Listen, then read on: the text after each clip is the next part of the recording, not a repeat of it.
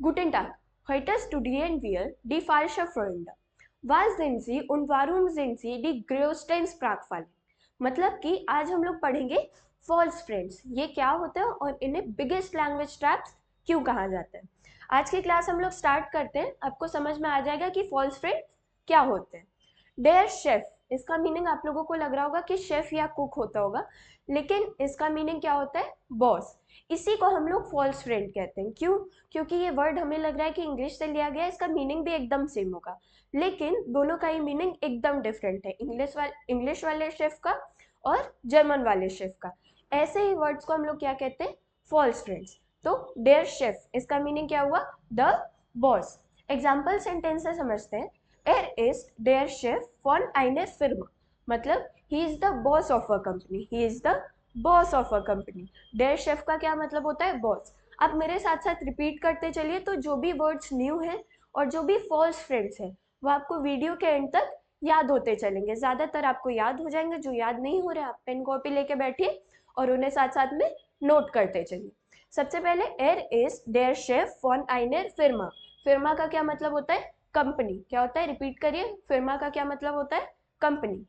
Dare शेफ cook, sorry, डेयर शेफ का क्या मतलब होता है? बॉस। अब कुक को जर्मन में क्या कहते हैं? डेयर शेफ का मतलब तो बॉस होता है, कुक को क्या कहते हैं? डेयर कॉक या फिर डी क्योशन। डेयर कॉक या फिर डी क्योशन। अब मैंने आपको पिछली क्लास में भी एक चीज बताई थी, ओ ई वाली, ठीक है। ओ ई का क्या मतलब होता है? ओ उमलाउट। ए ई का क्या मतलब होगा? ए उमलाउट, ठीक है। जितने भी जो तीन हमारे उमलाउट वाले लेटर्स होते हैं उनको हम लोग कीबोर्ड पे हम लोगों को अक्सर करके उमलाउट नहीं मिलता है ना। तो जब भी आपको ऑनलाइन एग्जाम्स वगैरह देने हो जर्मन में या फिर कुछ टाइप करना हो जर्मन में, आपको उमलाउट नहीं मिल रहा है, उमलाउट के ये दो डॉट्स नहीं मिल रहे, तो instead of those you can write A E, या फिर जो भी उमलाउट वाला लेटर है उसके साथ में यू कैन यूज ई। उसका भी क्या मतलब होगा? ए उमलाउट, यू उमलाउट और ओ उमलाउट। सेम यहाँ पे भी क्वेश्चन के ओ उमलाउट होना था, तो उसकी जगह पे, उमलाउट की जगह पे वी हैव यूज, क्या यूज किया है? ई, ठीक है। क्या यूज किया है? ई। तो अभी कुक को क्या कहते हैं जर्मन में? डेयर कॉक या फिर डी क्वेश्चन। लड़कों के लिए डेयर कॉक और फीमेल्स के लिए डी क्वेश्चन, ठीक है। एर इज ein guter कॉक, मतलब he is a good cook. अब ये एक सेंटेंस है, इसमें आपको कंफ्यूजन होगी, आप सोच के आराम से इसका मीनिंग समझने की कोशिश करिए। Mein Chef ist ein guter Koch, ठीक है। Mein Chef मतलब my boss is a good cook, my boss is a good cook, ठीक है। Mein Chef का क्या मतलब हुआ? बॉस। और guter cook का क्या मतलब हुआ? गुड कुक, ठीक है। अब नेक्स्ट हमारा डी रेंटा। डी रेंटा का क्या मतलब होता है? The pension. रेंट नहीं होता, क्या मतलब होता है? पेंशन। क्या मतलब होता है? पेंशन। साथ साथ में आर्टिकल्स भी आप याद करते चलिए, जिससे कि आपको सेंटेंस फॉर्मेशन में दिक्कत नहीं होगी। जी bekommt ihre Rente jeden Monat, मतलब कि she gets her pension every month, ठीक है। jeden Monat मतलब एवरी मंथ। क्या होता है? Every month. जी bekommt ihre Rente jeden Monat, मतलब she gets her pension every month. अब अगर डी रेंटा का मतलब पेंशन होता है, तो रेंट को जर्मन में क्या कहते हैं? रेंट को डी मिएटा कहते हैं जर्मन में। क्या कहते हैं? डी मिएटा। डी मिएटा इज सेयर हॉक, मतलब कि the rent is very high. High को क्या कहते हैं जर्मन में? हॉक, HOCH। क्या कहेंगे इसको? हॉक। अब ये फिर से एक सेंटेंस है, इसको आप आराम से समझने के वीडियो को पॉज करके एक बार समझने की कोशिश करिए खुद से। डी मिएटर इज टॉयर आल्स माइनर रेंटर, ठीक है। डी मिएटर का क्या मतलब होता है? कोशिश करिए। The rent is expensive, more expensive than my pension, मतलब कि जितनी मेरी पेंशन नहीं है उससे ज्यादा मेरा रेंट है ना। नेक्स्ट हमारा डेर जे, इसका क्या मतलब होता है? The lake. द सी नहीं होता, इसका मतलब क्या होता है? The lake. डेर से, मेरे पीछे रिपीट करिए, डेर से the lake, the lake. Example sentence से समझते हैं। डेर जे इज फॉन फियलिन ब्यूमेन उमगेबिन, मतलब कि the lake is surrounded by many trees, by many trees. अब अगर डेर जे का मतलब लेक होता है, तो सी को जर्मन में क्या कहते हैं? सी को जर्मन में क्या कहते हैं? दास मी या फिर डी जे। अब दोनों में डिफरेंस क्या है? आर्टिकल का डिफरेंस है। डेर जे का क्या मतलब होता है? The lake. और डी जे का क्या मतलब होता है? द ओशन या फिर द सी। तो लेकिन एक अच्छी बात यह है कि इसको हम लोग बहुत कम यूज करते हैं, वी यूज दिस रेयरली। फिर भी आप याद कर लीजिए लेक वाले जे का आर्टिकल और सी वाले जे का आर्टिकल, तो आपको कंफ्यूजन नहीं होगी सेंटेंस बनाने में, है ना। तो डी जे का क्या मतलब होता है, द लेक, सॉरी द सी, और डेयर जे का क्या मतलब होता है, द लेक, है ना। एग्जाम्पल सेंटेंस, दास मीर इज देयर टीफ, मतलब कि the sea, the ocean is very deep, deep को क्या कहते हैं, टीफ, क्या कहते हैं, टीफ, TIEF।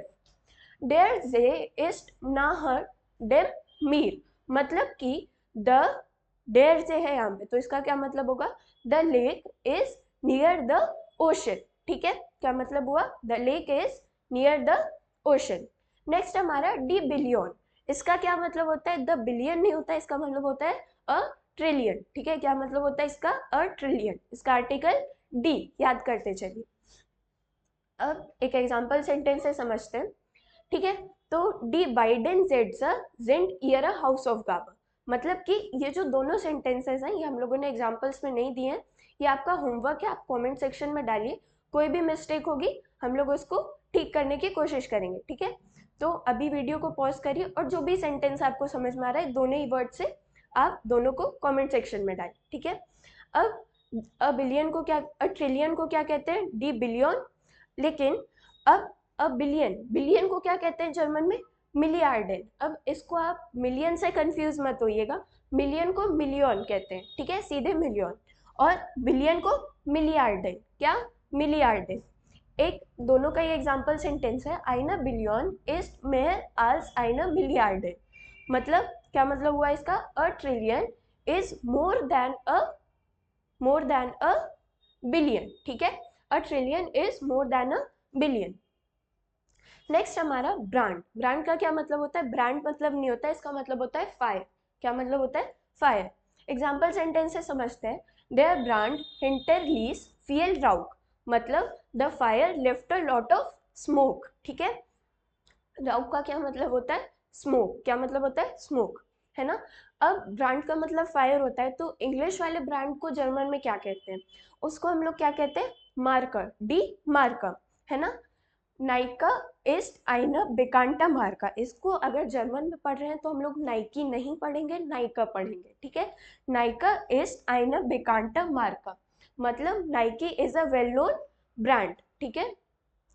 अब नेक्स्ट सेंटेंस है हमारा, डेयर ब्रांड हार्ट डेयर मार्कर फियल एरगर गेमार्क, मतलब the fire made a lot of trouble to the company, ठीक है। फायर की वजह से कंपनी को बहुत ज्यादा दिक्कत हुई। एरगर का क्या मतलब होता है, ट्रबल, क्या मतलब होता है, ट्रबल। फियल का मतलब मोर या फिर मेनी, ऐसा, ठीक है, मोर मेनी मच, ठीक है। फास्ट, अब फास्ट का क्या मतलब होता है, ऑलमोस्ट, फास्ट का मतलब फास्ट नहीं होता, ऑलमोस्ट होता है, क्या होता है, ऑलमोस्ट। जैसे कि देयर फिल्म इज फास्ट टू एंड, मतलब the movie is almost gonna end, ठीक है, मतलब ऑलमोस्ट खत्म होने वाली है मूवी, ठीक है। देयर फिल्म इज फास्ट टू एंड, फास्ट का मतलब क्या होता है, ऑलमोस्ट, क्या होता है, ऑलमोस्ट। अब अगर फास्ट का मतलब ऑलमोस्ट होता है तो इंग्लिश वाले फास्ट को जर्मन में क्या कहते हैं, उसको हम लोग कहते हैं स्नेल, क्या कहते हैं, स्नेल। रिपीट करिए, फास्ट को क्या कहते हैं, स्नेल, और ऑलमोस्ट को क्या कहते हैं, फास्ट, ठीक है।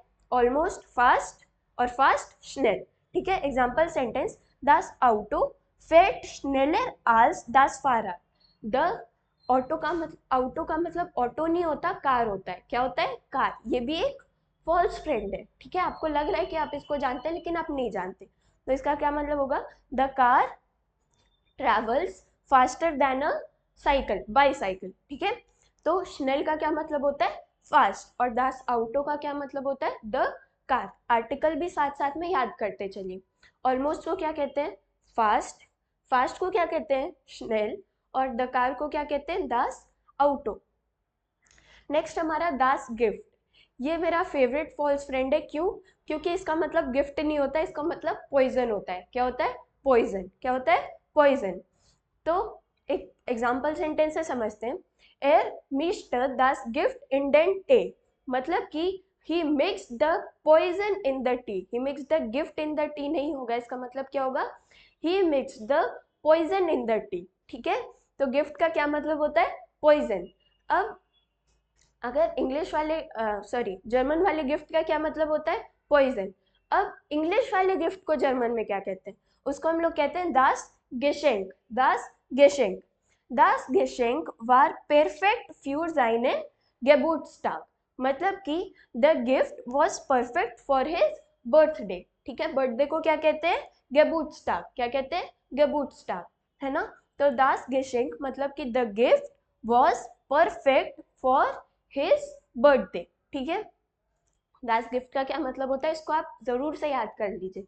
दास गिफ्ट पॉइजन, और द गिफ्ट जर्मन वाले सॉरी इंग्लिश वाले गिफ्ट को क्या कहते हैं, गेशेंक, क्या कहते हैं, गेशेंक।